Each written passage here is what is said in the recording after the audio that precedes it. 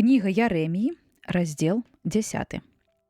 Слухайце слова, якое сказаў Господ да вас, дом Ізраэля. Гэта кажа Господ: не вучыцеся звычаям паганаў, ды не бойцеся знакаў нябесных, якіх баяцца пагане.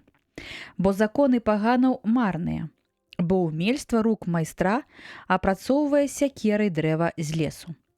Аздабляе яго срэбрам і золатам, мацуе яго цвікамі і малатком, каб не рухалася. Яны, як пудзіла на агурковішчы, не гавораць яны, іх носяць, бо яны не могуць хадзіць. Не бойцеся іх, бо не могуць ані блага рабіць, ані добра. Няма нікога падобнага да цябе, Господзе. Магутны ты, і вялікае імя тваё ў магутнасці. Хто не збаіцца цябе, валадару народаў, табе належыцца гэта, бо між усімі мудрацамі народаў і ва ўсіх царствах іх няма нікога падобнага да цябе. Усе яны аднолькава цёмныя і неразумныя, і пустая іх навука, бо яны з дрэва.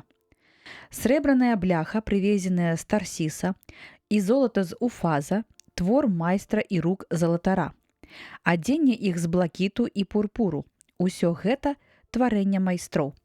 А Господ – Бог сапраўдны. Ён Бог жывы і валадар вечны. Ад гневу яго задрыжыць зямля, і народы не змогуць устаяць перад пагрозаю яго.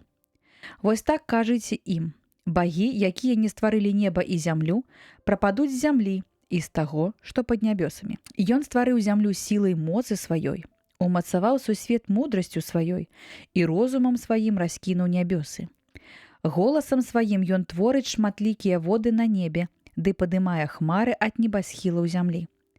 Ён ператварае маланкі ў дождж і выводзіць вецер са сховішчаў сваіх. Неразумным стаўся кожны чалавек ды невучоным. Пасаромлены кожны майстар ідалам, бо тое, што ён выліў, фальшывае і няма духу ў іх. Яны марнасць. Праца смеху вартая. У час наведання свайго яны загінуць. Непадобныя да іх спадчыны Якуба, бо ён той, хто ўфармаваў усё, а Ізраэль – пакаленне спадчыны яго.